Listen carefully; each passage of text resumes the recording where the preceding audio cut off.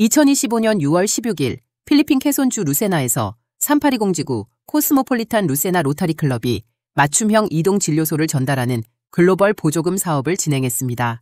이 사업에는 글로벌 파트너는 3740지구 제천 로타리 클럽이며 제천 중앙 로타리 클럽을 비롯해 3740지구 내 여러 클럽이 함께했습니다. 이동진료소는 의료 사각지대에 있는 여성과 아이들을 위한 건강검진과 1차 진료 서비스를 제공하게 됩니다.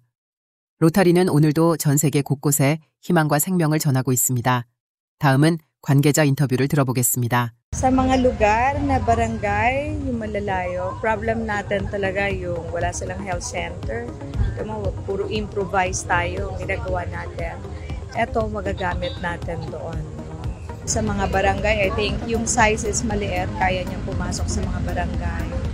And then kung walang mga health centers sa barangay na merong privacy, they can check mga babae, especially pap smear, no, or screening for regular screening.